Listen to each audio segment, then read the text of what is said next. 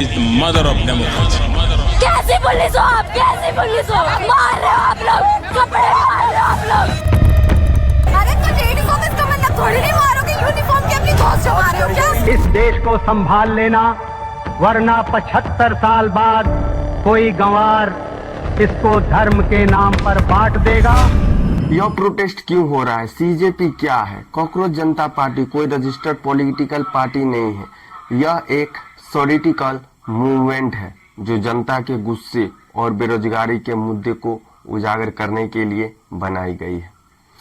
यह सब तो बात की बातें हैं दोस्तों, लेकिन यह पार्टी अचानक बनाने का मकसद क्या है?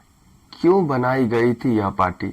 आखिर किसके और कब किस सामाजिक या राजनीतिक मुद्दों को उजागर करने के लिए बनाया गया था? आइए जानते हैं आज की इस वीडियो में।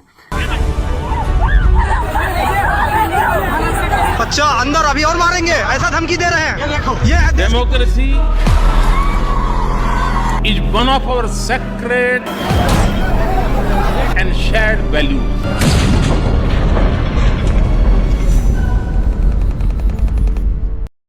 नमस्ते दोस्तों। सुप्रीम कोर्ट के चीफ जस्टिस सूर्यकांत और justice Joymalya Bagchi bench senior के एडवोकेट्स की नियुक्ति और न्यायपालिका पर हो रहे हमलों के मामले पर सुनवाई के दौरान चीफ जस्टिस सूर्यकांत जी बेरोजगार युवाओं को कॉकरेज बोलते हैं, जिससे जनता आक्रोश हो जाते हैं। They don't get any employment, they don't have any place in profession. Some of them become media, some of them become social media, some of them become RTI activists, some of them become another activists, and they start attacking everyone. आक्रोश होने के बाद में इस पर काफी विवाद हुआ। तब उन्होंने इस पर दोबारा बयान देते हैं कि मेरा कहना यह नहीं था कि बेरोजगार युवाओं और कुछ पैसों में फर्जी डिग्री के साथ घुसे लोगों को जो सिस्टम को नुकसान पहुंचाते हैं, जो नुकसान पहुंचा रहे हैं, उसे कॉकरोच और पैरासाइट्स कहा था, न कि देश में रहने वाले बेरोजगार युवा जनता को। जब तक यह बयान देते हैं तब तक बहुत देर हो चुकी थी। यह बात सोशल मीडिया पर वायरल हो जाता है। इसी बीच हमारे भारत में अभिजीत दीप के जो 30 वर्ष के हैं, वह उस समय अमेरिकी में बोस्टन यूनिवर्सिटी में पढ़ाई कर रहे थे। उन्होंने कॉकरोच जनता पार्टी का official social media account Instagram पर सीजेपी करके बनाते हैं। कॉकरोच जनता पार्टी, यह पार्टी कोई रजिस्टर्ड पॉलिटिकल पार्टी नहीं है, बल्कि यह पार्टी एक मजाक के तौर पर शुरू की गई थी। लेकिन देखते ही देखते एक बहुत बड़ी क्रांति बन गई। देश भर के युवाओं ने इसका समर्थन किया और सोशल मीडिया पर इसे ट्रेंड बना दिया। कॉकरोच जनता पार्टी के फॉलोवर्स तेजी से बढ़ने लगे। भाजपा को 3 दिन पीछे छोड़कर 8 मिलियन फॉलोवर्स पूरे हो गए थे और फॉलोवर्स दिन प्रतिदिन तेजी से बढ़ते जा रहे थे। आज 22 मिलियन से ज्यादा फॉलोवर्स है। तेजी से बढ़ने वाला सोशल मीडिया अकाउंट है। कुछ ही दिनों में इसने करोड़ों लोगों का समर्थन हासिल कर लिया था। यह सीजेपी अकाउंट 16 मई 2026 को बनाया गया था।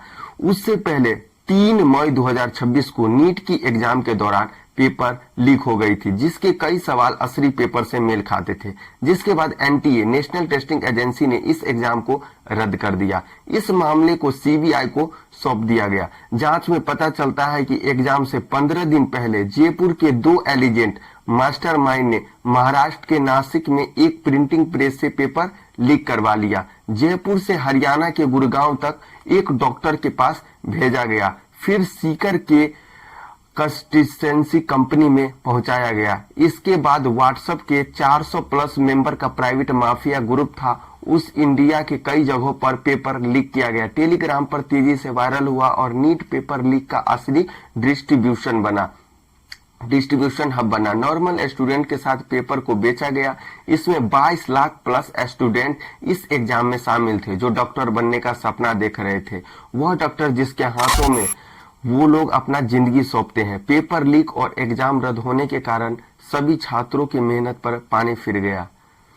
कई छात्रों ने आत्महत्या तक कर लिए। इसका मुख्य कारण सिस्टम में कमियों का होना है। इस पेपर लीक में पीछे एक ऐसा आदमी जिसकी तस्वीरें भाजपा नेता और राजस्थान के एक एजुकेशन मिनिस्टर तक के साथ मिला है। इसी दौरान सोनम वांगचुक ने कॉकरोच जनता पार्टी के साथ मिलकर 28 जून से जंतर मंतर भूख हड़ताल हंगर स्ट्राइक शुरू किए। छात्रों की भविष्य की सुरक्षा और शिक्षा मंत्री की इस्तीफा की विवाद पर इसी बीच सोनम वांगचुक को 20 दिन की भूख हड़ताल के बाद 18 जुलाई 2026 को दिल्ली पुलिस ने जबरदस्ती उठाकर अस्पताल में भर्ती करा दिया। जनता का कहना था यह आंदोलन खत्म हो जाए, इसीलिए सरकार ने ऐसा किया है। और दिल्ली सरकार का कुछ अलग बयान आता है।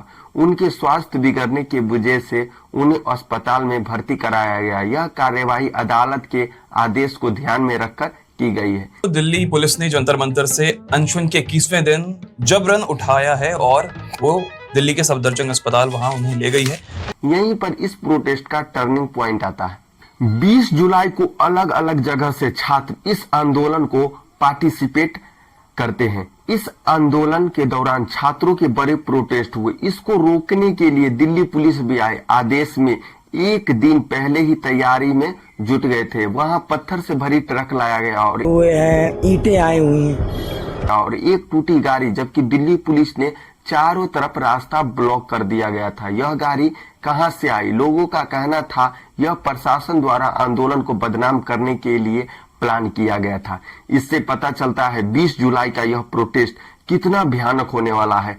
और जिसका डर था वही हुआ। सरकार अपने ही लोगों के खिलाफ जंग छेड़ दिया। छात्रों पर लाठी चार्ज किया गया। अपने देश के बच्चों के साथ अत्याचार किया जाता है। कई छात्रों को इस प्रोटेस्ट तक न पहुंचे ऐसा षड्यंत्र भी रचा जाता है। दिल्ली मेट्रो के 4 स्टेशन क्लोज कर दिया जाता है। स्टेशन पर भारी भीड़ हो जाती है। अंदर नारा लगाया जाता है,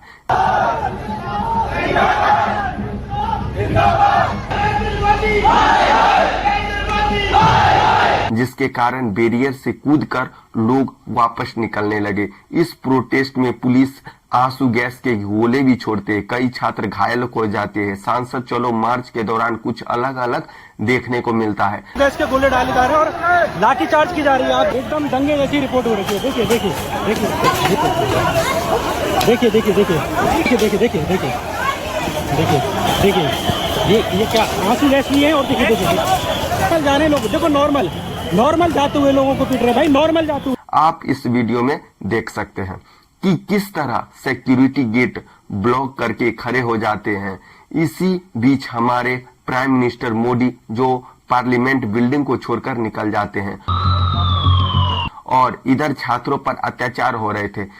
इस प्रोटेस्ट में जुड़े डॉक्टर जो लोगों को हेल्प के लिए आए थे उनको भी छोड़ा नहीं जाता है। लड़कियों को भी पीटा गया।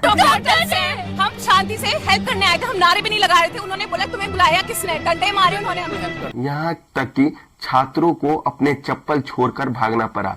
लेकिन इस प्रोटेस्ट को जितना दबाने की कोशिश की गई, लोगों का आवाज उतना ही उभर कर आई, जैसे कि देश की आजादी जैसा माहौल था, जैसे 1947 की वह दौर दोबारा देखने को मिल रहा है।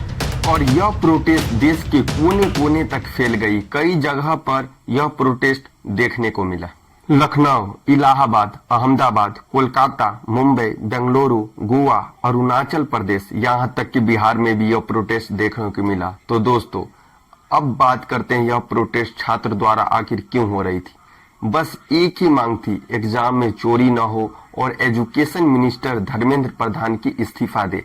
धर्मेंद्र प्रताप से इस्तीफा ही तो मांगा है। भारी चुनौतियों का सामना करने के पश्चात आखिरकार 26 दिन की भूख हड़ताल के बाद 24 जुलाई को सरकार ने सोनम वांगचुक को आश्वासन दिया। इसके बाद उन्होंने एक्शन लिया और अनशन तोड़ा और अगले ही दिन यानी 25 जुलाई 2026 को शिक्षा मंत्री धर्मेंद्र प्रधान को अपने पद से इस्तीफा देना पड़ा।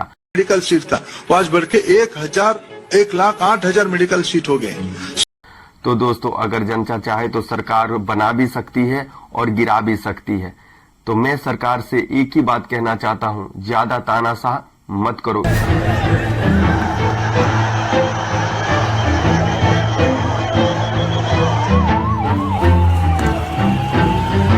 इतिहास में जो तानाशाह अपने आप को ज्यादा बड़ा समझ रहे थे, उतना ही खौफनाक उसका अंत हुआ है। जनता की ताकत एक बड़ा सबूत है। अगर हम लोग चाह ले तो कुछ भी कर सकते हैं। तो दोस्तों इसी के साथ वीडियो को करते हैं समाप्त। मिलते हैं फिर किसी नए वीडियो में। बाकी यह वीडियो आप लोगों को कैसा लगा कमेंट करके जरूर बताइएगा। चैनल पर नए हो तो सपोर्ट जरूर कीजिएगा। जय हिंद, वंदे मातरम।